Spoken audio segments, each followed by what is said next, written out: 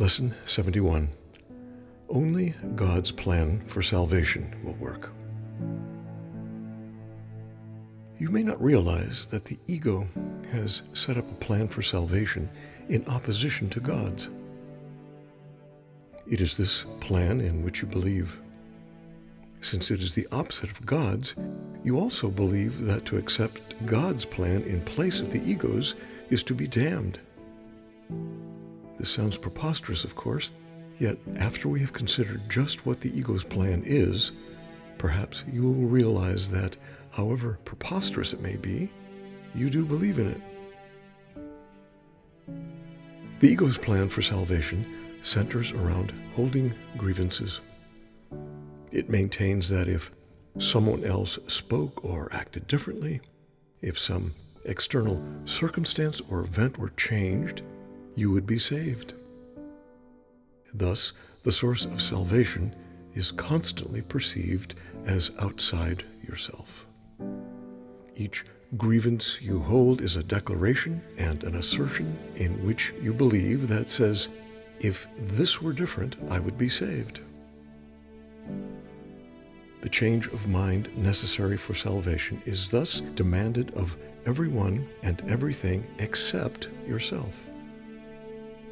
The role assigned to your own mind in this plan, then, is simply to determine what, other than itself, must change if you are to be saved. According to this insane plan, any perceived source of salvation is acceptable, provided that it will not work. This ensures that the fruitless search will continue, for the illusion persists that, although this hope has always failed, there is still grounds for hope in other places and in other things. Another person will yet serve better. Another situation will yet offer success. Such is the ego's plan for your salvation.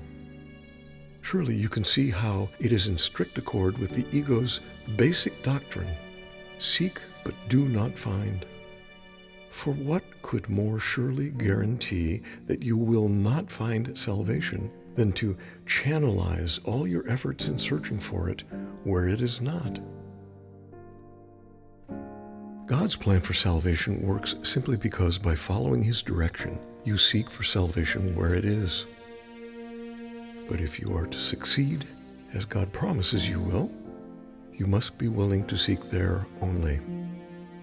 Otherwise, your purpose is divided, and you will attempt to follow two plans for salvation that are diametrically opposed in all ways. The result can only bring confusion, misery, and a deep sense of failure and despair. How can you escape all this? Very simply.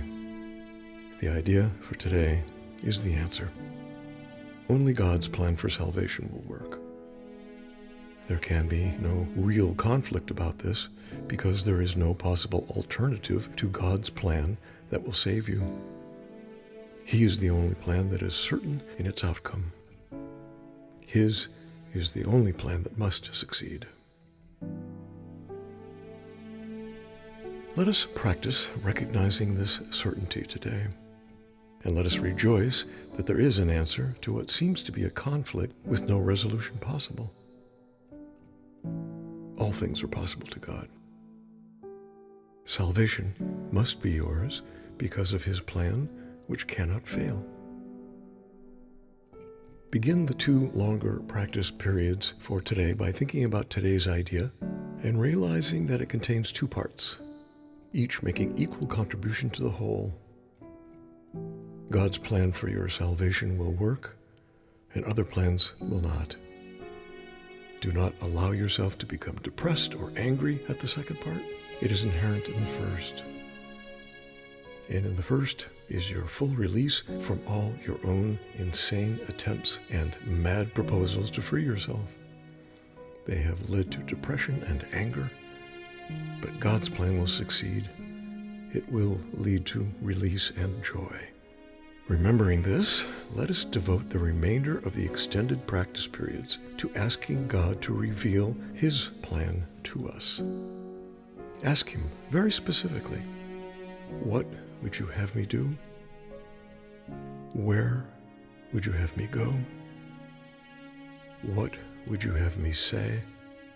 And to whom?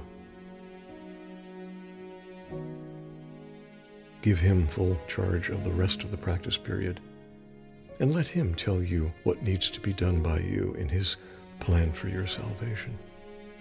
He will answer in proportion to your willingness to hear his voice. Refuse not to hear. The very fact that you are doing the exercises proves that you have some willingness to listen. This is enough to establish your claim to God's answer. In the shorter practice periods, tell yourself often that God's plan for salvation and only his will work.